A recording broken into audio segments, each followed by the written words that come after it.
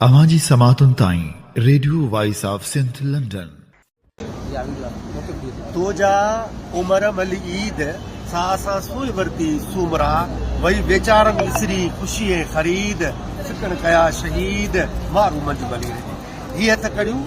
ज़ाहिरी तरह सिंधी नाम जे हथ में आहिनि पर जे सच सम्झो ऐं तव्हांजे अखियूं खोले ॾिसो त इहे सिंध जे हथनि में कड़ियूं आहिनि जेके 712 खां हिजाज बिन यूसुफ जे उन सुबह सालार जे सिंध खे हमिलो कयो कब्ज़ो कयो ऐं 1947 खां वठी सिंध इहे हथ कड़ियूं पायूं हिते गहलजे थी रहड़जे थी खंभिजे थी चिचरजे थी ऐं तेसी ताईं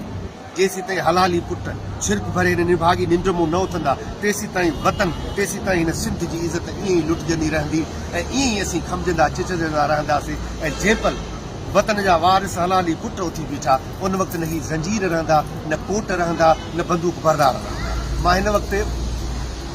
साॻा ई केस आहे मुंहिंजे हथ में कॾहिं न कंहिं बंदूक ॾिठी आहे न को पथर ॾिठो आहे मुंहिंजी ज़बान आहे मुंहिंजी हीअ आङुर आहे आउं पंहिंजे हक़ जे लाइ पंहिंजे माण्हुनि पंहिंजे वतन ईंदड़ नसुलनि जे ख्वाबनि जे लाइ हीअ हथ कड़ियूं पुॼंदा आहिनि भले पेर कड़ियूं बीहणो भले पंजोड़नि में झकिड़ो 100 भेरा बि आउं पंहिंजे वतन ते घोर वञण जे लाइ नवां जनम वठंदुसि